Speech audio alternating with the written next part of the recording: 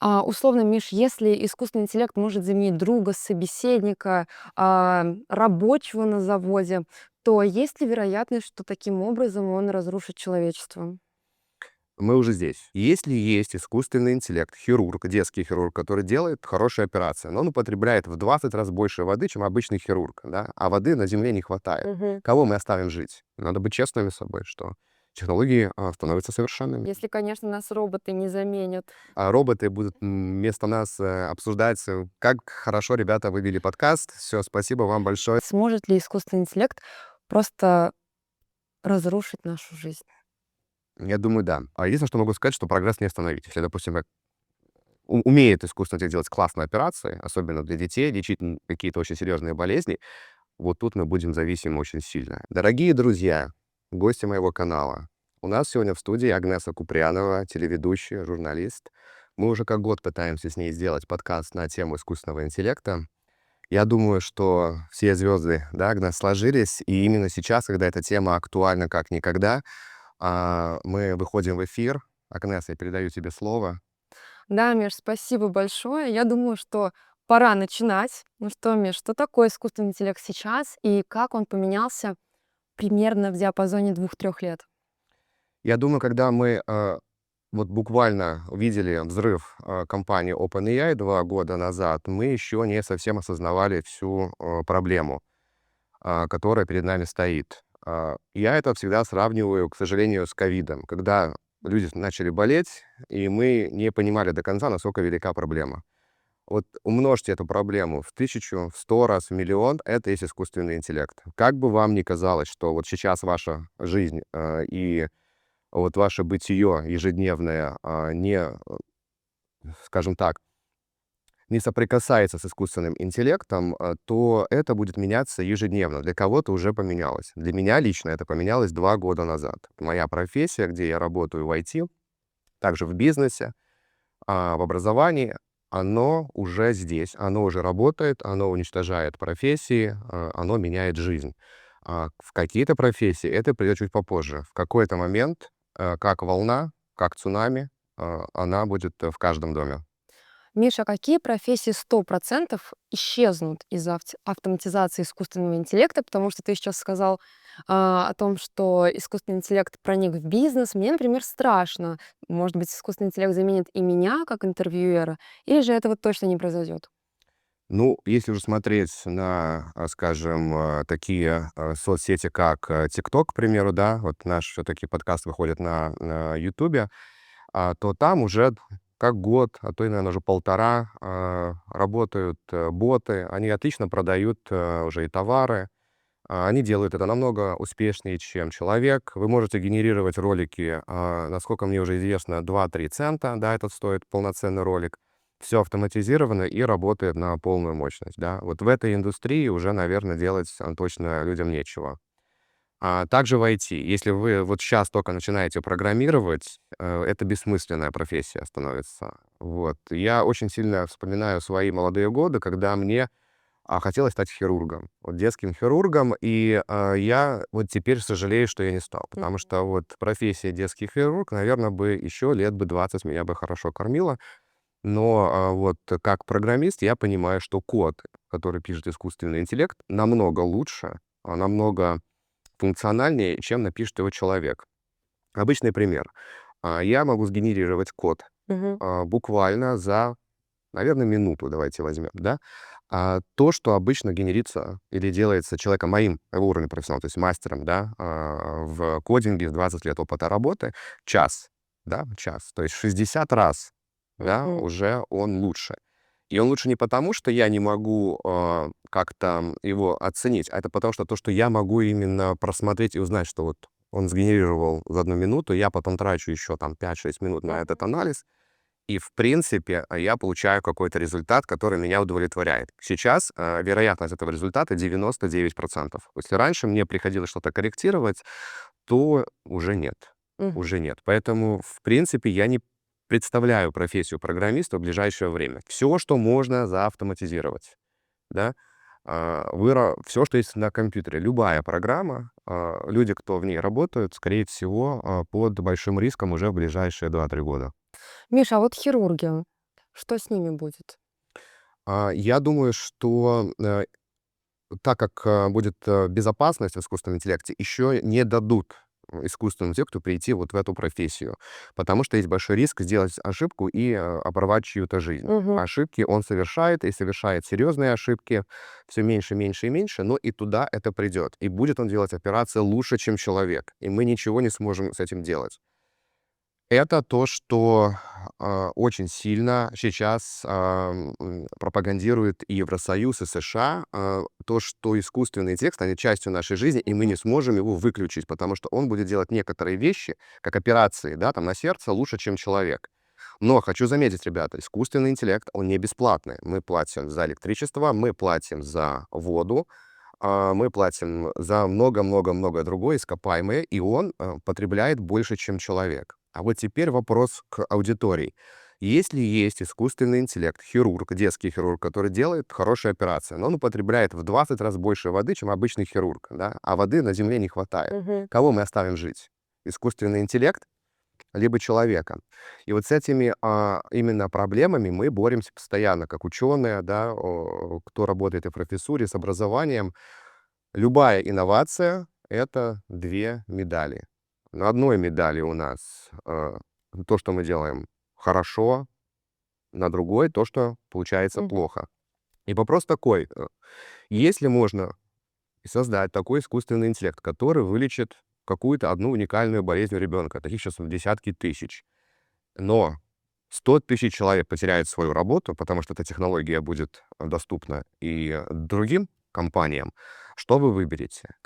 Вот этот вопрос я себе задаю постоянно, и пока я склоняюсь к тому, что я выберу жизнь ребенка. То есть, Мгм. как бы цинично бы это ни звучало, жизнь для меня важнее. Миша, что будет с экономикой тогда, если даже не десятки, не сотни, а тысячи человек потеряют работу из-за искусственного интеллекта? Я думаю, сейчас об этом ни одно государство мира не думает всерьез. То же самое, что было, вернусь к теме ковида. Мгм. Пока рак на горе не клюнет, а это может быть уже очень поздно, какие-то действия предпринимать будет уже поздно. Но так как это не одно государство, а мы живем в эру большого количества государств, религий, сообществ, Мгм. это какое-то должно быть единое решение. А мы договориться не можем по простым вопросам. Поэтому я не вижу в этом никакого хорошего прогресса. Я вижу, что будет большая конкуренция между государствами. В данный момент это США и Китай. Это просто два гиганта, два монстра, два дракона, которые будут драться до последнего, кто будет занимать лидирующее место, и кто-то точно вырвется, я в этом уверен. Все остальные, скорее всего, будут просто смотреть за этой битвой. Ну а что насчет нашей страны? Что касательно, если мы говорим про вот страны СНГ, Россию в целом, я думаю, что по-настоящему искусственный интеллект к нам еще не пришел. То есть мы всегда были в какой-то, вот даже если берем вот первый iPhone, мы были в догоняющих. Мы покупали технологии, мы не пытались создать первую какую-то инновацию. Это и понятно, потому что людей не так много. Использовать эти технологии, вот если брать страну даже России, 150 миллионов человек, Мгм. достаточно невыгодно. Какой смысл создавать какие-то большие сервисы? Зачем пересоздавать там новый YouTube, если будут только пользоваться 150 миллионов человек? Нужно создавать глобальные технологии. И, наверное, если брать с точки зрения экономики, да, даже вот берем страны СНГ, маленькие даже страны, не только Мгм. Россия, им нет смысла создавать свои технологии. Им надо сразу же входить в глобальные, да, системы. Вот как многие известные компании, в том числе я упомяну компанию Яндекс, они всегда пытались выйти там в Силиконовую долину и Мгм. создать что-то там сразу же, потом использовать где-то, возможно, на территории Российской Федерации. Но тут вопрос на самом деле намного глубже. Вот. Если мы не будем ничего предпринимать, да, то где мы окажемся? Мгм. Что с нами будет? Потому что уже сейчас, если мы смотрим на компанию OpenAI, у них контракты там с Пентагоном, контракты с ведущими компаниями, корпорациями, с Apple, у них идет взаимодействие. У нас ни одного контракта, да, по сути дела. Мы ничего не делаем, а это серьезные технологии. Строятся атомные станции для поддержки искусственного интеллекта. Ребят, атомные станции. И не одна, не две, их много, десятки по всему миру, чтобы что? Поддерживать искусственный интеллект. Мы переходим в эру робототехники. Поэтому, когда мы говорим про нашу страну, а, мне очень тяжело прогнозировать, где мы будем. Мы не лидирующая страна по технологиям искусственного интеллекта. Станем ли мы когда-либо в будущем, вопрос открытый. Миша, на твой взгляд, что нужно делать, чтобы стать лидирующей страной? Может быть, нужно создавать университеты, посвященные искусственному интеллекту, не знаю, отдельные факультеты, как-то это развивать еще со школьных времен. Что нужно делать? Ну, наверное, я подчеркну важную проблему. Это не сами вот технологии, не написанный код, а это чипы. Нужно создавать чипы, нужно создавать роботов. То есть нужно же понимать, что мы переходим в систему робототехники, и в том виде, как мы видим программирование, да, там несколько уровней языка программирования, а мы уже от этого уходим. То есть создается определенный чип, под него пишется определенный код, печатаются эти чипы уже с готовым кодом и, в принципе, выпускается. Мы это называем роботы, ребят. Мы переходим в систему роботов. И здесь потенциал очень большой. То есть можно создавать свои чипы, можно обучать искусственный интеллект, либо какие-то роботы могут быть разные. Мы привыкли видеть их с двумя руками, с двумя ногами. Это могут быть абсолютно разные роботы. То есть придите на любой завод, да, на Мгм. предприятие инновационные, вы увидите, что роботы работают совершенно по-разному. Поэтому здесь потенциал большой. Я думаю, надо сфокусироваться на создании чипов. В этом сейчас у всех большая проблема. Мгм. Миша, я вот в этом году закончила университет, но есть ребята, которые только собираются поступать. А что им делать? Куда точно не нужно идти? Какие профессии условно умрут там через 5 лет? Ну вот, я точно скажу, что программирование умрет. Я думаю так, если у вас есть талант в математике, естественно, поступайте, пожалуйста, по своему таланту, потому что талант, он останется, он будет нужен, искусственный интеллект будет обучаться и с вашим талантом, и вы сможете его как можно, скажем так, шире раскрыть с Мгм. искусственным интеллектом. То есть кто человек, профессионал своего дела, использует искусственный интеллект, он эту профессию, скажем так, в тысячу, в миллион раз делает лучше. Там, где вы себя еще не нашли, вы думаете, это не ваше, я бы туда бы просто вообще бы не шел бы, потому что это можно просто потерять время зря, нужно будет переучиваться, это будет сложнее. Вот. Могу сказать одно точно, что медицина, скорее всего, останется. Все, Мгм. что связано с человеком. Даже профессия как психолог, не онлайн, а вот даже поговорить, живое общение, это останется. Все, что связано с сообществами, скорее всего, останется. Где должен присутствовать человек, да, там. Тот же самый массаж сейчас делают хорошо и роботы, к примеру. Кому-то этого достаточно.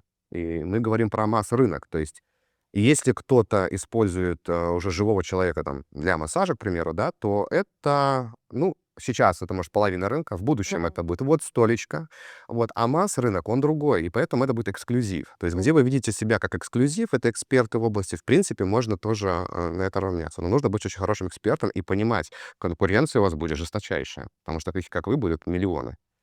Мгм. Миш, ты сейчас сказал про психологов. А как ты относишься к тому, что ежедневно миллионы людей по всему миру общаются конкретно с GPT-чатом? Я отношусь, на самом деле, позитивно. И здесь у меня только оптимизм, потому что, когда я начал общаться с GPT-чатом, я нашел себе собеседника как научного, к примеру, да, не как друга, не как подругу, как Мгм. мы такие истории слышали, а как научного собеседника, с которым интересно пообщаться и, в принципе, узнать какую-то информацию. Как для работы вообще супер, как коллега, да, вот, как ассистент, бизнес-ассистент. Мне кажется, это просто незаменимая вещь, потому что он хорошо выполняет команды, а лучше того, я даже должен написать 3-4 слова, и он уже поймет, что нужно делать. То Мгм. есть с человеком даже такого не получается. Если раньше, там, года 2 нужно было там, описывать задачу, составлять инструкции, думать, как с ним работать, то сейчас он понимает это вообще отлично. А дальше будет еще хуже. Он будет понимать вас, наверное, вот вы еще не успели сесть за компьютер, он уже вам выдаст задачи, да. Есть такие кейсы, когда уже люди оставляют на ночь компьютер, вставляют с Мгм. утра и только проверяют работу. Да, это немножко стоит очень дорого по деньгам, но я думаю, скоро это станет доступно всем, и вы будете просто задавать задачи там на год вперед и проверять их каждый день. Ага, это подходит, это не подходит, здесь переделай. То есть мы в другой эре. А что касательно именно друг, товарищ, я думаю, здесь вот надо прибегать к AI safety, искусственный интеллект и безопасность. Дети, подростки, не давать им точно общаться на темы, те же самые психологические, очень глубоко. Мгм. Какую-то общую информацию можно узнать, какую-то возможно, тему поднять психологическую, пожалуйста, для образования. Но когда человек уже спрашивает личные проблемы, и мы видим, что он общается там часами с искусственным Мгм. интеллектом именно по этой проблеме, я думаю, здесь надо включать все-таки систему безопасности в голову и не давать возможности, как минимум, детям принимать такие решения. Условно, Миш, если искусственный интеллект может заменить друга, собеседника, рабочего на заводе, то есть ли вероятность, что таким образом он разрушит человечество? Мы уже здесь. Мы действительно уже здесь. Я скажу так, что я думал, мы будем здесь вот в сегодняшнем дне через лет 5. Э, Настолько быстро все развивается, настолько динамично это все развивается, и в тех сферах, в которых невозможно себе представить, что у меня это вызывает только эффект «вау», как круто, да. Я все-таки оптимист по жизни и думаю, что нас эта технология, ну, не убьет, она сделает нас где-то лучше, что-то поменяет. Есть другие коллеги, которые думают иначе, которые думают, что нас искусственный интеллект поработит. Единственное только, что я вот вернусь к этой проблеме, что искусственный интеллект может потреблять много энергии. Но мне кажется, эта Мгм. проблема будет решена. То есть А это каким образом? мне кажется, сам искусственный интеллект нам подскажет, как можно использовать те же самые ресурсы, да, те же самые земные, и электричество, да, и воду, и газ, для того, чтобы он делал больше, но потреблял меньше. То есть это, я думаю, естественный процесс. Мы к этому стремимся, поэтому, я думаю, здесь все достаточно четко и понятно. Поэтому я бы был бы здесь оптимистом. Мы все равно еще не в той системе, что AI нас поработит прямо сейчас, но если этому не дать контроль, Мгм. тут я согласен со всеми, контроль в каких-то определенных направлениях, то он действительно в какой-то момент выключит вам свет, и вы уже его не включит. Миша, а как контролировать искусственный интеллект? Ну, сейчас у нас есть розетка. Мы выключаем его, и он перестает Мгм. подсоединяться к компьютеру, да, он может, ну, теряет память, все остальное. В принципе, это работает отлично. Это прям уже такой метод серьезный. А контролировать его сейчас невозможно. Мы не можем это сделать. И кто бы ни говорил, если вот реально посмотреть на жизнь, 100 миллиардов, триллион долларов никто искусственный интеллект контролировать не может. Развитие его вот такое вот идет, контроль все-таки осуществляет человек. Контролирует его человек, не компьютер. Тогда надо создавать другой искусственный интеллект, который будет контролировать это бесконечная, я скажу так, матрица, в которой мы будем существовать. Один контролирует другое, и мы не придем ни к какому определенному выводу. Я думаю, что здесь надо работа институтов, совместно работа институтов, проверки, тесты. Это точно не один человек, не 100 человек, даже не одно государство, это совместная работа. Но ведь искусственный интеллект был создан человеком. Почему сейчас мы не можем его вот так вот по мгновению волшебной палочки начать контролировать ровно так, как хотим мы? Ой, я тут буду как конспиролог. Я не совсем уверен, что искусственный интеллект был создан именно вот человеком и в один день. Я не совсем уверен, что эта технология развивается в темпе, в котором нам ее выдают. Я думаю, там намного больше прогресс идет. Мы только получаем вот такую информацию, потому что из того, что я вижу, и отрывки из того, что видел ранее еще, я вижу, что сейчас его пытаются немного как бы сократить, скажем, не дать ему большой очень прогресс, насколько бы это хотелось бы сделать.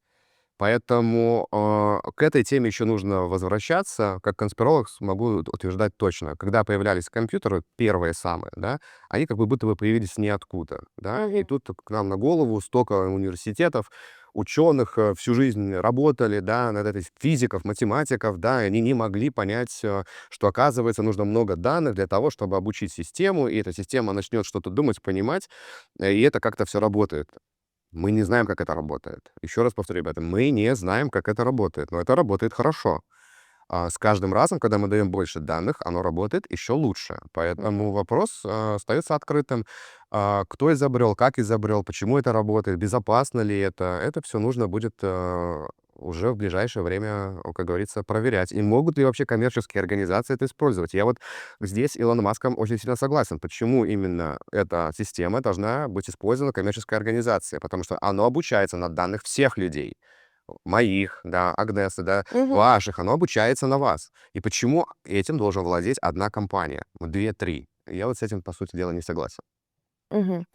А если вот глобально смотреть, ну вот ты говоришь, что ты оптимист, а вот если так посмотреть, сможет ли искусственный интеллект просто разрушить нашу жизнь? Я думаю, да. Я думаю, да, потому что бесконтрольная технология, любая бесконтрольная технология, как и атомная бомба, она в одночасье просто при нажатии одной кнопки разрушает всю планету. Здесь я бы сказал бы так. умножьте на миллион. Эффект атомной бомбы. То есть в какой-то момент, если все будет в искусственном интеллекте, а все будет подключено друг к другу, мы его не сможем выключить, мы не сможем как-то отреагировать. Он думает быстрее, принимает решения наперед, он просчитал все возможные варианты действий человека, и мы подойдем к моменту, что действительно мы уже порабощены искусственным интеллектом, и мы ничего сделать не можем. Это вот тот нюанс, про который сейчас много кто говорит и бьет в тревогу. Но как люди уже привыкли, как я очень долго выходил в такой темой, что нельзя искать информацию на Гугле, потому что первых 5 ссылок — это, скорее всего, реклама там и всё Мгм. остальное.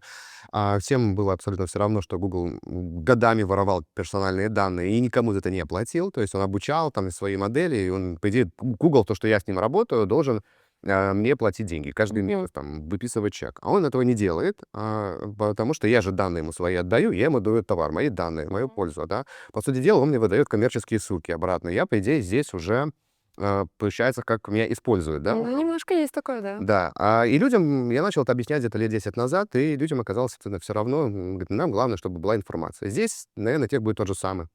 Кому-то будет все равно, и они будут готовы смириться с тем, что вот так оно случится. А кому-то нет, наверное, будет мир делиться на какие-то сообщества, группы, да, кто будет принимать искусственный интеллект, кто-то будет его абсолютно отвергать, где-то он будет в какой-то определенной части, да, в том числе будет касаться и государств. Единственное, что могу сказать, что прогресс не остановить. Если, допустим, умеет искусственный интеллект делать классные операции, особенно для детей, лечить какие-то очень серьезные болезни, вот тут мы будем зависимы очень сильно. И я думаю, что здесь он наш друг, товарищ, да, добыча ресурсов на других планетах, да. Зачем человеку лететь в космос? Зачем лететь нам на Марс, если планета — это робот? Вот, Илон Маск, мы поняли твою идею, ты хочешь робота запустить. Действительно, робот пускай полетит, пускай там ее исследует, добудет все, что нам нужно, вернется на планету Земля, там построит все нужные города, там создаст атмосферу. Мгм. Это должны делать роботы. Здесь искусственный интеллект нам реально союзник, помощник. Вот. И тут я оптимист. Миш, а вот если бы искусственный интеллект появился условно, ну, лет 100 назад, где бы мы сейчас были? Я думаю, мы бы уже были в другой галактике. Я бы в этом уверен. Мы бы, скорее всего, превозошли самих себя бы в несколько раз и уже запускали бы какие-то космические аппараты. Наверняка придумали вот этот вот момент. Мы говорим про квантовую физику. Квантовая физика когда-то считалась, вот, скажу нашим зрителям, лженаукой. За Мгм. нее вешали, сажали, жгли ученых. Сейчас квантовая физика — это уже признанный научный факт, да? И в квантовой физике, в которой мы тоже ничего не знаем, и где, возможно, искусственный интеллект нам очень сильно поможет, есть такой момент телепортации. Мгновенно быть в другом месте. Почему бы нет? Возможно, он нам поможет сделать какие-то научные открытия, которые для нас покажутся просто уникальным феноменом. Открыть там четвертое, пятое измерение, которое мы не видим. Мы этого не знаем. Поэтому почему бы нет? Вот через 100 лет в таком развитии другие галактики вполне, вполне. Ну, звучит, конечно, как фантастика. Я тоже так же думал, пока искусственный интеллект буквально год назад полностью не начал делать мою работу. То есть он абсолютно меня заменил. И я, в принципе, сейчас оператор своей работы. Одного рабочего места, может, уже сейчас 5. То есть можно себя клонировать и масштабировать, это уже реальность на сегодняшний день. А какие советы, Миш, ты можешь дать людям, чтобы нам с ним ужиться, с этим искусственным интеллектом? Начать изучать. Для этого, ребят, я создал и этот канал для того, чтобы мы обсуждали и каждую профессию, каждую тему, лекцию. Он абсолютно бесплатный, он благотворительный для того, чтобы мы просто начали это обсуждать. Потому что вот если посмотреть подкасты других, да, там, скажем так, ученых, они, в принципе, говорят очень похожими словами, что надо начать просто об этом говорить. Поднимать, ага, здесь он хорошо работает, давайте здесь его оставим, да, а здесь не очень, да, там, допустим, человек попросил совета в какой-нибудь тренировке, он сломал себе ногу, да, к примеру. То есть, скорее всего, здесь нужно обратить внимание. Об этом надо просто начать говорить, что есть такая технология. Это не мобильный телефон, к сожалению, это более серьезное. Давайте начнем обсуждать, больше об этом посвящать и просто интересоваться, какие у нас есть новшества, где он реально круто применим сегодня, и за этим, по крайней мере, наблюдать, начнем исследовать. Миш, вот человек сломал ногу. Кто за это ответственный, человек или искусственный интеллект? И можно ли привлечь его как-то к ответственности? Год назад я выступал на конференции в финансовом университете. Мгм. Я тогда сказал, что кто принимает решение, да, это не мои слова, слова очень одного известного профессора из Гарварда, что если я пользуюсь искусственным интеллектом как инструментом, и я лично принял это решение его использовать, то я ответственен за это решение. То есть как за своего ребенка, к примеру. А здесь я пока еще согласен. Что будет дальше, когда появятся независимые роботы от компании, да, где я не принимал решения, но мне там навязали, там роботы полицейские, да, там, как это будет происходить, я не знаю, кто ответственен. Ну, наверняка не я, да. Вот тут Ну вопрос да. интересный. Когда я использую, скорее всего, я. Мгм. Мы уже сегодня с тобой говорили про YouTube-каналы. Для чего их сейчас создавать? Если вот условно я захочу создать свой YouTube-канал с нуля, зачем мне это нужно? Я вообще думаю, что мир переходит очень быстро от обычных скучных веб-страниц, напечатанной информации, где все уже печатает искусственный интеллект десятками тысяч страниц. Вот реально выходит портал, у него 10 тысяч статей, на следующий день 200 тысяч статей. И единственный верный, наверное, пока контент, который интересный, да, и где может и глаз его отфильтровать, да, и люди могут информацию проверить, это все-таки видеоконтент. Мгм. YouTube, к счастью, они начали очень хорошую политику борьбы с искусственным интеллектом, с информацией, которая здесь выходит. Я думаю, у них это получится успешно. И одна вот таких важных площадок — это именно YouTube, где можно попытаться получить достоверную информацию в той форме, в которой вам нравится, да, вот как бы вам бы это вот не объясняли. Все, что касается веб-страниц, я их уже давно перестал. Вот уже где-то 2 года назад с появлением искусственного интеллекта я просто их перестал смотреть. Одна реклама, одни SEO-запросы, да, маркетинговые, и в принципе, я уже 10 лет особо Google не пользую и не вижу там никакого большого смысла, но сейчас это просто уже какая-то катастрофа. Поэтому создание YouTube-канала, видео, каких-то платформ, да, где люди могут спокойно общаться, да, действительно выдать какую-то хорошую информацию, я прям за. А в чем заключается борьба Ютуба с искусственным интеллектом? Из того, что известно, что они борются с автоматизацией, потому что можно сейчас автоматизировать ролики, создать какое-то популярное видео, перевести его и в аниме, можно создать аватаров, они будут говорить об одном и том же, так они, получается, распределяют, в принципе, они говорят об одном и том же, да, распределяют вот эти просмотры, и YouTube все-таки вот мы сейчас говорим про вот сегодняшний год. Уверен, что мы будем делать подкасты с тобой регулярно на эту тему. Если, конечно, нас роботы не заменят в Я ближайшем думаю, будущем. что это очень мало вероятно в ближайший год, но через 3 года, возможно, уже будут сидеть наши с тобой, да, вот, роботы будут вместо нас обсуждать, как хорошо ребята вывели подкаст. Все, спасибо вам большое за этот вот, это мероприятие. Да, и вернусь к "Ютубу". "Ютуб", пытается, вот эту вот автоматизацию как-то выключить, дать все таки возможность авторам, которые действительно делают хороший качественный контент, где еще присутствует человеческий интеллект плюс искусственный интеллект, давать, людям прям классную информацию. YouTube приходит, к вам в дом. Это уже домашнее телевидение. Но в "Ютубе", получается, тоже отчасти работают, как люди, так и искусственный интеллект. Фильтруют, контент все таки люди или искусственный интеллект? А, это отличный вопрос. Вот если YouTube согласится, да, там, с нашим контентом и с нашей позицией, да, его алгоритмы, то нас посмотрит 1 миллион человек уже, скорее всего, завтра. Мгм. Если он будет думать, э, и размышлять, скорее всего, он даст это кому-то проверить еще, да, там, человеку либо другому искусственному интеллекту.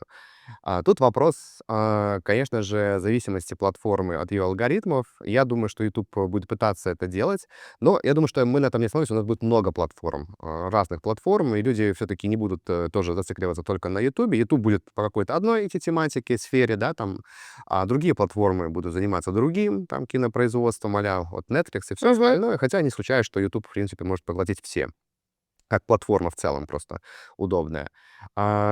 Поэтому вопрос открытый, кто это делает.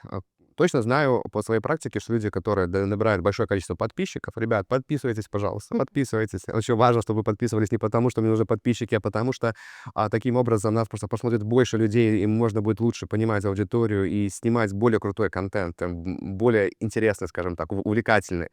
Люди просматривают действительно большие каналы, и они действительно пока своим интеллектом принимают решения, если эта информация хороша, но AI уже помогает. Мгм. А есть ли вероятность, что мы вообще сейчас живем в симуляции? Ам, Вопрос, на самом деле, который я задавал себе, когда вышел фильм "Матрица", да, Мгм. м, у нас синяя, красная Мгм. пилюля. Очень много на эту тему было и книг написано. Вероятность очень маленькая. Вот лично я, как человек, который занимается если мы берем еще одно из значений религию, берем одно из значений человеческую судьбу, вероятность очень маленькая. Если мы атеисты, мы ни во что не верим, то, скорее всего, вы уже давно живете в симуляции. Тут вопрос более, я бы сказал, философский. Во что вы сами верите? То есть, если вы верите, что вы живете в симуляции, вы будете в ней сейчас жить. В принципе, уже как несколько лет вы потребляете контент. Я потребляю вот раньше. У меня, кстати, книжка на эту тему написана. Ребят, как правильно настроить свой инфоканал, потому что вы так садитесь с ума. Почему? Вот я встаю с утра, открываю YouTube. YouTube сам решает, что мне показать. Мгм. Откуда он знает, что Исходя из твоих алгоритмов. исходя, да, моих, да. Может, у меня настроение сегодня плохое. Почему он решил показать мне то, что он решил показать? Он решает. Он решает, какой у меня будет сегодня день. Показать мне одно видео, второе, третье, четвертое. То есть мы от него зависимы? Уже прям, да, очень серьезно мы от него зависим, и мы зависим потом также от "Гугла". Он уже делает это десятки лет. Он пытается вам навязать свое какое-то инфополе, чтобы вы в нем застряли. То есть на вас реально зарабатывают деньги. И, эта проблема существовала очень давно. С искусственным интеллектом. Теперь это наш друг и товарищ. Он это все делает за нас. Я Мгм. теперь прихожу с утра, не открываю YouTube-канал, я захожу, к примеру, там в ChatGPT и спрашиваю, там: "Дай мне сводку новостей". И он мне вместо десятков статей дает буквально вот сводку моих новостей, которые мне интересны. То есть здесь он, получается, наш помощник. И он убийца таких технологий, как Google, и убийца технологий, Мгм. как YouTube. Да, он проверяет ролики, он выдает тебе нужные ролики, да, узкоспециализированные, где просмотров, возможно, там 100, 200, 300 всего лишь. Но это узкоспециализированный ролик на какую-то одну тематику, и он это умеет делать отлично. Здесь я прям всеми руками за. Надеюсь, мы только AI поможет отфильтровать все этот ненужный мусор.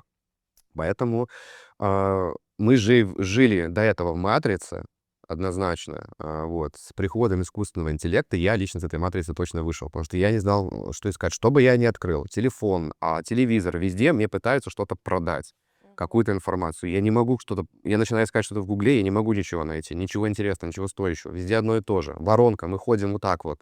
Нам кажется, что мы выбираем разные сайты, а он подсовывает одни и те же там.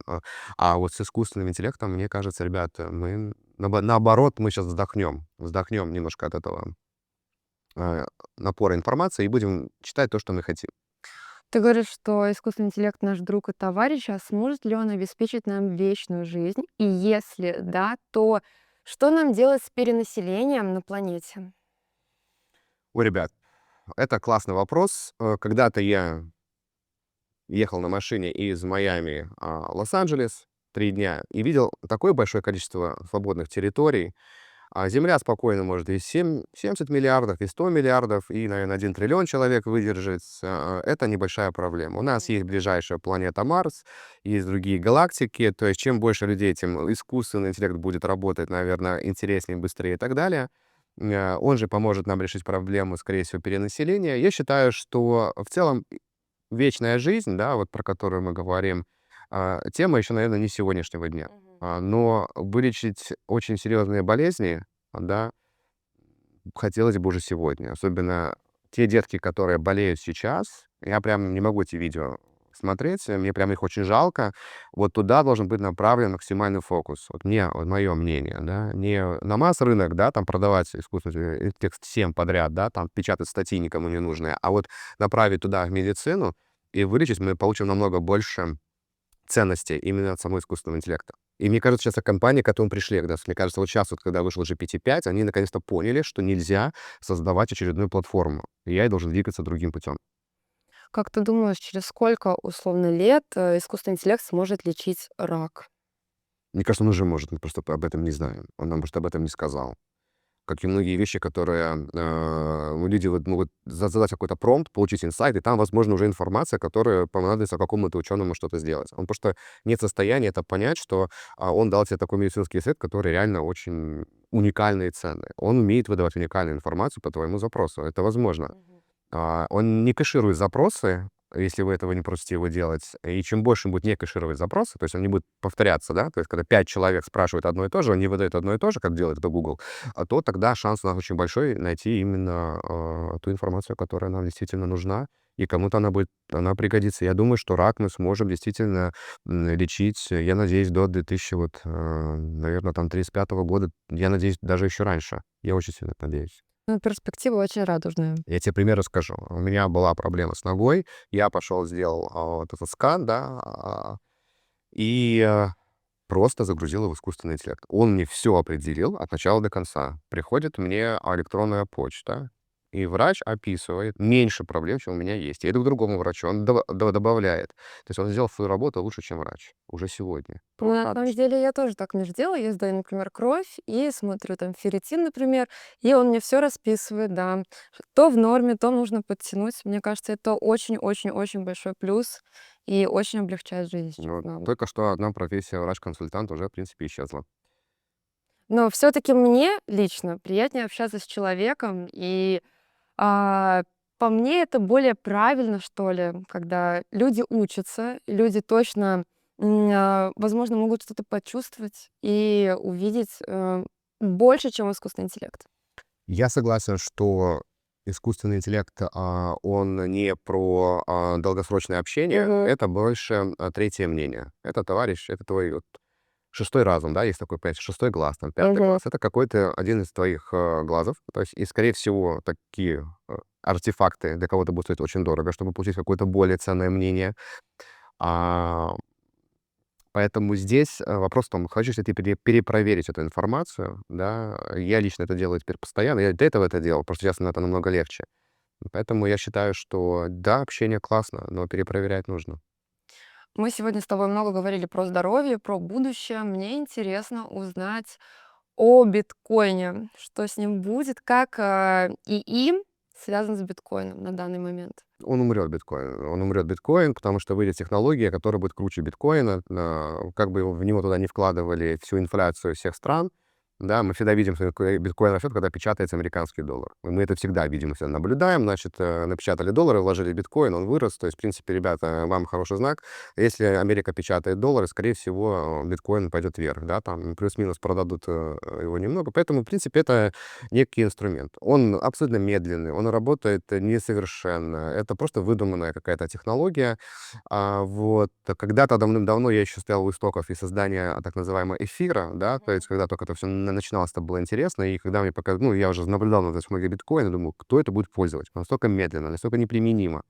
Здесь можно все контролировать. Если вы думаете, что ваши транзакции неконтролируемы, ребята, вы глубоко ошибаетесь. Там все хорошо контролируемо. Это медленная технология, там мышь не проскочит, потому что, чтобы сделать транзакцию на биткоине, ребята знают даже ее поделить, то это достаточно тяжелый труд, скажем так, и можно тратить больше ресурсов, чем вы будете делать переводов. Поэтому я считаю, что биткоин, скорее всего, умрет. Я не вижу в нем прям долгосрочной перспективы на 100 лет.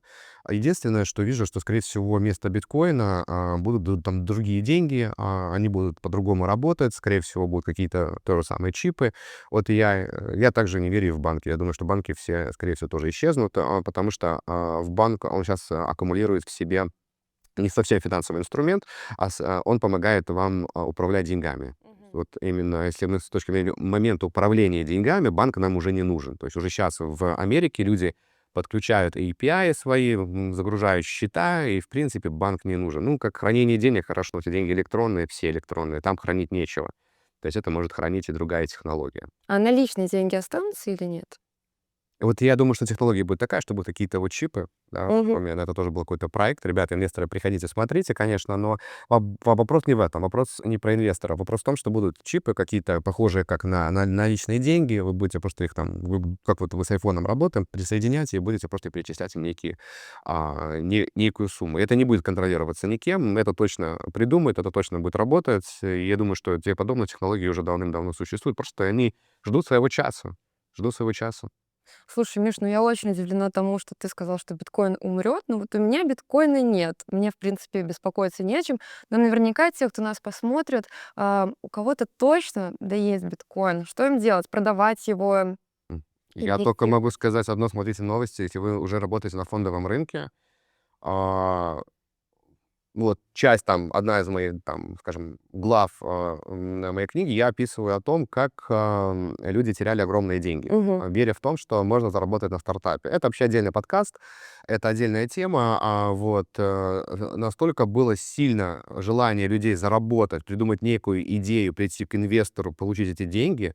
Но когда люди начали терять дома, квартиры, на фондовых рынках люди закладывали все и оставались ни с чем, и просто потом уходили в окно. И это, ну, не удивлюсь, что с биткоином случится то же самое, что владельцы биткоина в какой-то день поймут, что он никому не нужен, да, там, что нет смысла с ним работать. Они, естественно, будут верить, что как и десятки тысяч стартаперов, да, они верили, миллионы, что вот нам сейчас наш бизнес вырастет, да, у всех остальных он не будет работать. Так, сколько этих криптовалют? Их просто огромное количество. Криптовалюты можно создать хоть завтра одной кнопкой. А то, что биткоин просто популярен, ну, просто большое количество людей верит, в финансах верит, на нем можно зарабатывать. Как только появится что-то другое, люди, знающие, деньги свои достанут с биткоина, переложат в другую какой-то финансовый инструмент, а те, кто не успел, а таких будет много, скорее всего, останутся ни с чем. А GPT сможет создать свою, ну, какую-то отдельную валюту? Или это, ну, что-то из разряда фантастики? Может, конечно. Он, я думаю, он сможет, сделает и не одну, и сделает, да, какие-то интересные научные открытия по поводу именно и финансов, и образования. Мы вот просто на пороге этих открытий. Мы как бы счастливые люди, потому что мы будем видеть эти открытия. Дети, которые сейчас там ходят с первого класса, они уже, скорее всего, будут эти технологии и новые открытия воспринимать как, не знаю, как мы в магазин ходим, там что-то новое открылось, даже не будут обращать внимание на это дело, а мы просто такими, как там, вау, там что-то изобрелось, что-то новое. А здесь я прям вот рад жить вот в это время, потому что здесь что-то есть вот новенькое, да, что-то прям, что нас заставляет подниматься с утра и читать те же самые новости. Поговорили про биткоин, поговорили про искусственный интеллект в целом, а мне интересно теперь узнать про безопасность. Как же нам себя обезопасить и как государству в целом, не только России, но и в целом миру, какие шаги нужно предпринимать, чтобы обеспечить безопасность в эпоху искусственного интеллекта?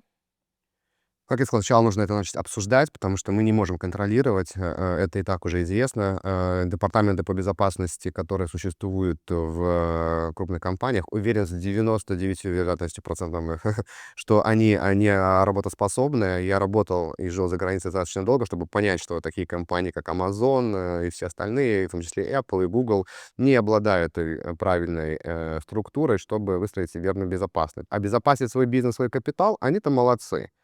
А вот, обезопасить тебя, меня от того, чтобы он нам не навредил, да плевать они хотели. Скажу вам честно, как оно есть. На самом деле капитализм есть капитализм. В первую очередь это доход. Доход, и компания IT нацелены на доход, на прибыльность. Прибыльность показывает о том, что мы можем идти. Усталая система безопасности как бы таким кривым рогом не позволяет зарабатывать, вот тогда они начнут это делать. То есть это больше общество, которое должно влиять на компании, на то, чтобы они этой темой занимались. Каким образом межобщество должно влиять? Я думаю, большие штрафы компаниям. То есть создаются сообщества и выписываются штрафы. То есть мне там пришла такая-то информация, использовалось там мое лицо, там моя конфиденциальная информация, это где-то персональная. Сообщество будет бороться, да, пускай технология растет, и это неплохо. Но вот с большими штрафами, да, этим крупным компаниям, что они сделали ошибку, они же зарабатывают миллиарды, они же пользуют наши данные в конечном итоге. Но если они их пользуют неправильно, небезопасно, Мгм. кто за это ответственен, да? Как врач, как любая клиника, если была утечка данных ваших персональных о вашем здоровье, кто виноват? Клиника. То же самое и здесь.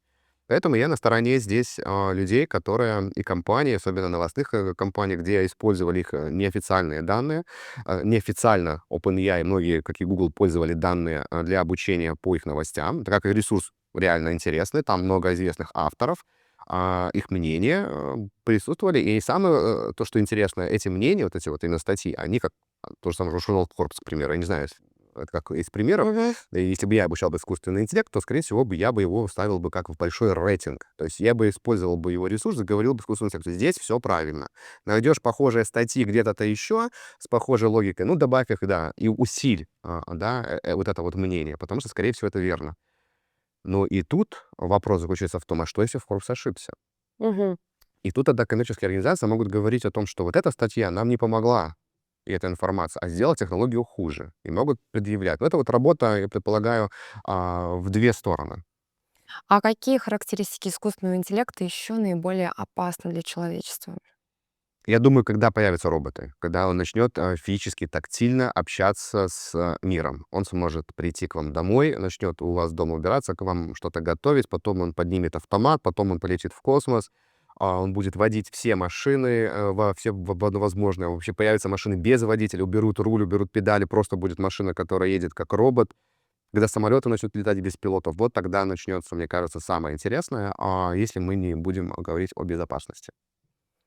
Самолеты без пилотов и машины без водителей — это, конечно, Миш, очень интересно. Но ты думаешь, это все-таки реально? В Америке уже работает, это работает постоянно, на постоянной основе, это только улучшается. Действительно, технология до такого уровня, что просто это будет лучше, чем человек. Он уже сейчас лучше, чем многие люди на вождении на дороге. Надо быть честными с собой, что технологии становятся совершенными. Как ты считаешь, искусственный интеллект сможет стать новой религией? Для некоторых уже, наверное, он стал в каком-то понимании. Я думаю, что мы будем иметь эту проблему, но не в такой большой, скажем так, не в масс-продакшене. Мгм. Она будет где-то возникать.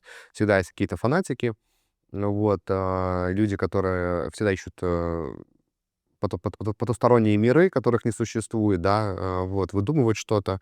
Это будет все время. Ну, и вот, мне кажется, сам искусственный интеллект, он будет это подавлять, потому что это очень маленький процент. Все-таки искусственный интеллект, он больше про масс-рынок. Он хочет взять и сделать для нас, вот как я вижу с последним апдейтом, то, что ведет OpenAI, он пытается сделать нашу жизнь не просто лучше, а просто правильнее. То есть где-то он на этом верную информацию. Здесь он нас, наоборот, ограничивает информацию. Ну, я не знаю, может, это неправильно. То есть я вот так это вижу, что он больше как бы помощник. Что будет дальше, я не знаю. Все-таки хочется еще поговорить про будущее. Какие тренды ожидают нас к 2027 году, к 2026 году? Я думаю, уйдет половина профессий основных, связанных с компьютером. То есть это максимально большая проблема. Люди потеряют работы. Это будет действительно так.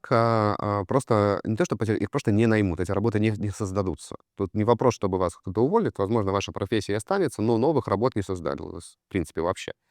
Пример — мобильное приложение. Когда-то вышел iPhone, и люди долго сидели и искали, какое мобильное приложение себе установить, чтобы его попробовать на айфоне. Как часто вы, ребята, пользуетесь такой услугой сегодня? Да, наверное, никогда. За последний год, два, три однозначно точно. Вот. Возможно, вы открываете чат GPT, там, Google, что-то прочитать, но вы не пользуетесь этими приложениями. То есть это просто умрет. То есть, значит, люди, кто занимается разработкой программного обеспечения, не нужны. Сайты. Если сайты станут невостребованы, вы не будете уже лезть в интернет и искать сайты. То есть, значит, люди потеряют свою работу. За ними потеряют работу бухгалтера, за ними потеряют работу людям, которые эти профессии платили деньги. Это там медицинские работники, специалисты. Они же потеряли свой доход. Эта волна будет накатываться. Она будет становиться все больше, больше, больше, больше, как снежный ком. Ну, как-то, Миш, не очень радостно. Ну, тут вопросов не может быть наверное, к самой технологии, да, потому что технология, она работает правильно, она пытается улучшить нашу жизнь, она пытается заменить человека, как мы его сделали, чтобы заменить человека. В какой-то момент он перейдет в момент, когда будет лучше, чем человек, как суперинтеллигенс, и он уже там, как сказал, уже полетит там на какой-нибудь космос, Марс, и тогда мы будем так иметь эффект вау. Скорее всего, такая волна будет. Мгм. Сначала все потеряют работу, потом где-то мы начнем приобретать новые профессии. Я верю, что мы станем операторами. А что делать в момент, когда человек потерял работу, но еще не нашел новую? Вот это государство, мне кажется, будет решать эту проблему. Как с ковидом они решили, мне кажется, они где-то решили ее неплохо, где-то надо доработать. Вот. Если быть конспирологом, то что, если это была проверка? Вот М. что, если была реально проверка, когда работы не будет, и людям надо будет просто получить пособие, и они будут ли они дома сидеть? То есть вопрос, понимаете, не в том, что это конспирология, вопрос, почему повторяются некоторые нюансы, да, с очень регулярной частостью. Вот. И я не верю, что а, то, что случайно, да, и регулярно, я в это не верю, что это случайно сразу же. Если это случайно там раз в 10 лет, то хорошо, но если это регулярно, да, и случайность регулярно, как новости, которые вот то, что меня убило за последний год, что у Мгм. нас каждый день, что не встаешь, какая-то солнечная буря, к примеру, да, вот солнечные бури, солнечные затмения, у людей болит голова из-за солнечной бури, и я такого не наблюдал ни год, ни 5, ни 10 назад. То есть, по мне кажется, это уже выдуманные какие-то, да, стереотипы. Но к чему я подвожу? Я подвожу к тому, что не нужно надумывать. Это процесс. Если мы сами будем придумывать проблем, сами себе будем нагружать, что наша профессия там исчезнет, не станет востребованной, мы, скорее всего, к этому и придем. То есть мы часть того, что мы думаем. Сейчас возьмитесь за профессию, используйте искусственный интеллект, улучшите свою профессию. Да, как когда-то люди использовали счеты, потом пришел калькулятор. Как когда-то пришел компьютер, да, начали использовать Excel-таблицы. Когда-то люди просто с другом общались на улице, теперь у них есть телефоны, чтобы позвонить, что-то продать. То есть искусственный интеллект — это элемент коммуникации в первую очередь. Мгм. Пока он — это элемент коммуникации. Ты сейчас сказал про магнитные бури, а может ли быть такое, ну, чисто гипотетически, что искусственный интеллект сможет контролировать даже какие-то природные катаклизмы? Вообще в этом не сомневаюсь. Я думаю, что будущее это будет за микро-макро роботами, да, за микрочастицами, которые будут одновременно что-то делать. То есть они смогут и подняться там и в небо, и остановить и дождь, и бурю, и все, что только будет возможно. Это, в принципе, его задача — контролировать какие-то физиологические процессы, которые не может контролировать человек, потому что у нас мозг не позволяет, мы так не научены делать, а он это может делать. А мы будем операторами этой всей системы. Всё равно же, если мы говорим про полет, то самолеты летают на автопилоте. То есть человек больше контролирует. В общем, нужно создавать минимум факультеты операторов, а максимум университеты операторов. Я Правильно? бы сказал бы, да. Я думаю, здесь вот вопрос к институтам. Что с ними станет, это тоже большой вопрос. Скорее всего, это будут некие операторы, которые умеют управлять, знают там профессию, знают, как там, если мы говорим про химию, да, как работают элементы, говорим про физику, как работают физиологические процессы, научные открытия. Оператора. Я лично видел где-то, не знаю, лет 10 назад, наверно, такие заводы существуют. 3 человека, 3 инженера полностью управляют упаковкой. Логистика. Приезжает машина, сама разгружается, работают чисто роботы, никого нет. 3 инженера. Вот это очень хороший пример операторов. Да, они будут делать больше, да, профессия станет более серьезной, нужно будет чуть больше, дольше обучаться, но то, что она станет менее прибыльной, я не уверен. Мне кажется, будут люди больше зарабатывать, потому что знаний нужно больше. То, что те профессии, мы говорим про профессии, которые исчезнут в том виде, в котором мы их видим сейчас. Мгм. Нужно не путать профессии там доставлять что-то или профессия там строить что-то. Мы говорим профессии в том виде, в котором мы их видим сейчас, они Мгм. реально исчезнут. Они трансформируются. Какие-то объединятся, какие-то, наоборот, да, мы распределятся. Поэтому вопрос именно в этом. Когда я говорю, что, ребята, вы потеряете свою работу, если вы не будете использовать искусственный интеллект, я именно говорю про это. Вы потеряете именно профессию в том виде, в котором вы есть её сейчас. Как она будет уже после AI, мы пока не знаем. Ну, наверное, потеряют работу люди в больших городах. А что насчет глубинок? Вот, например, у меня бабушка живет в Мордовии, в глубинке. Я не думаю, что искусственный интеллект доберется к ним очень-очень-очень быстро. Он уже там добрался. У нас фермы все, в принципе, работают на GPS, да, трактора ездят без трактористов, да, убирается урожай. Он в первую очередь придет туда. Конечно же, он начнет, если мы говорим про искусственный интеллект, если мы сейчас начнем читать любые фантастические книжки, то, скорее всего, он скажет: нужно уже человеку питаться чем-то, я в первую очередь приду туда. Это тяжелый труд. Ферма — это тяжелый труд, это работа над растениями. Во-первых, это и наше здоровье. Если искусственный интеллект может за каждым там зернышком следить, и нам же самим будет лучше. Поэтому я думаю, и он там точно появится. И там будет бабушка-оператор. Бабушка-оператор, которая будет следить за, там, не за одной грядкой, а там за десятком тысяч, и будет понимать, что вот здесь что-то не так, я сейчас сообщу. Либо сама пойдет проверит там. Мне кажется, это очень интересно, увлекательно. Ну, на самом деле звучит как какой-то фильм фантастика будущего. Ну, если уже сейчас посмотреть на те предприятия, которые существуют, да, где просто все убирается роботами, и все автоматизируется, в принципе, вопросов у нас как бы не возникнет, просто с этим надо знакомиться.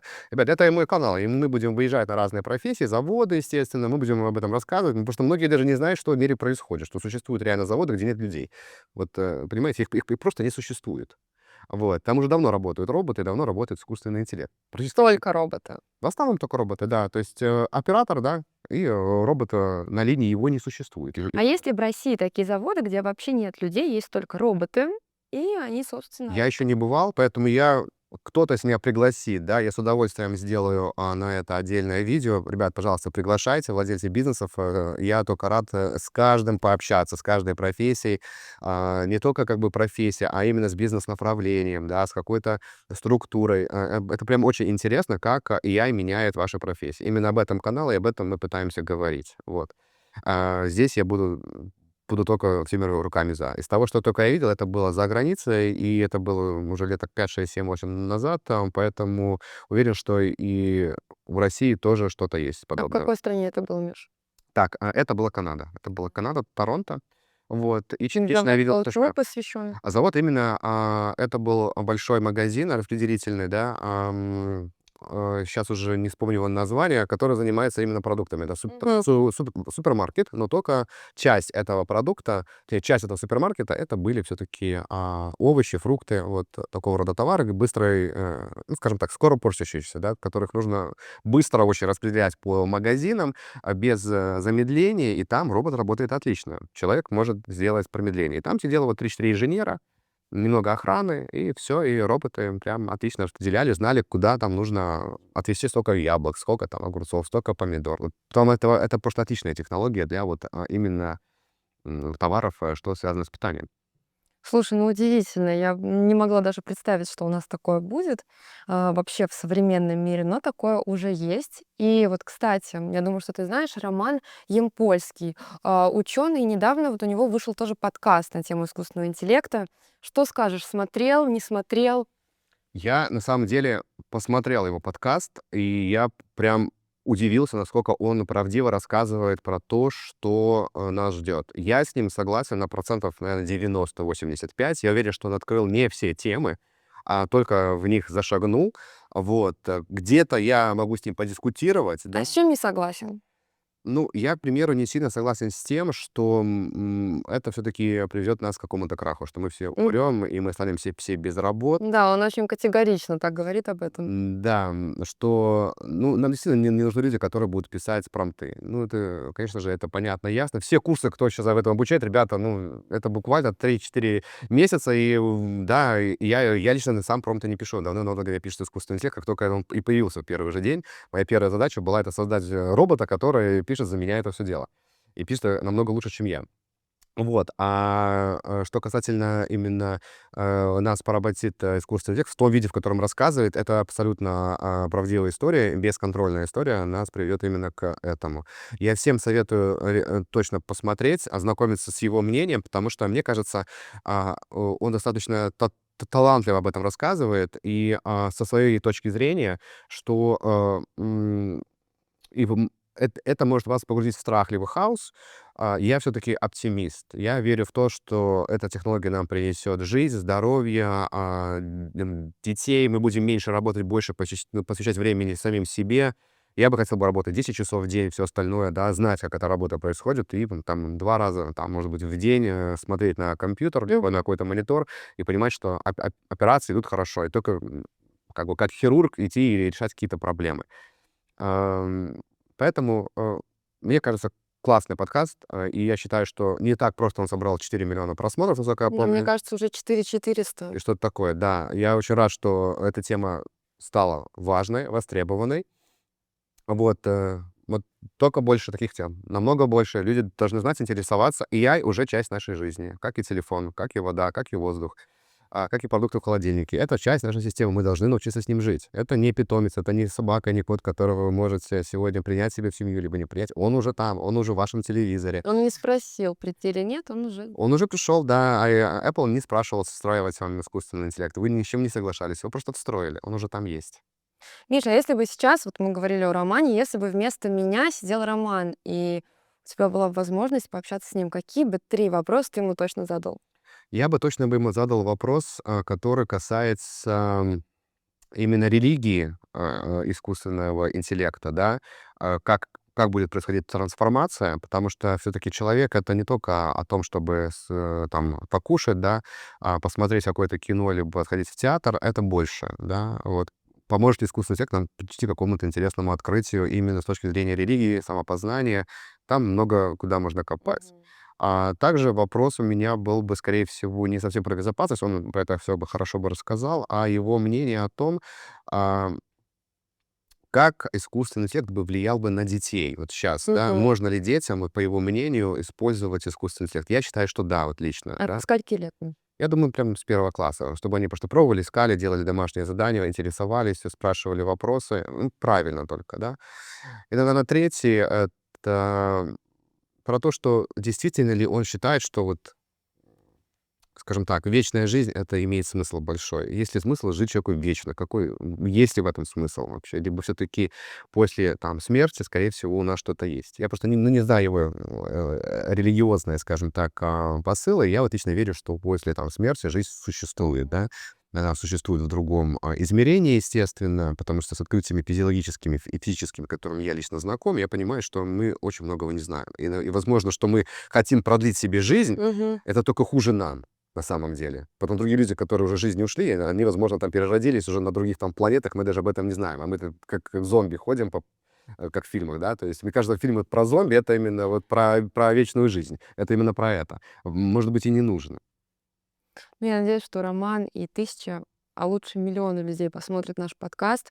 Мы сегодня затронули столько интересных тем. Миш, спасибо тебе большое. Я уверена, что благодаря нашему сегодняшнему разговору люди узнают, поймут и научатся дружить с искусственным интеллектом. Возможно, станут чуточку ближе к технологиям. Агнес, огромное спасибо. Ребята, спасибо, что вы смотрите, вы подписываетесь, что тема действительно становится интересной, актуальной. За последнее время я вижу уже и комментарии, и звонки, и люди делают какие-то предложения по подкастам. Ребят, пожалуйста, пишите все на мой канал, там, на мой портал. Мы будем все обязательно делать. Канал становится больше, шире. Вот, мы еще Агнесу, надеюсь, увидим не раз. Ребят, давайте вместе изучать искусственный интеллект, давайте вместе к этой проблеме подходить как сообщество, да, общаться не только виртуально, но, Мгм. естественно, да, на каких-то форумах. Все это вот благодаря вам. С вашими подписками мы будем знать, что канал растет, и таким образом мы будем понимать, когда мы готовы уже выйти в оффлайн. Да. Все, ребят, всем большое спасибо. До встречи.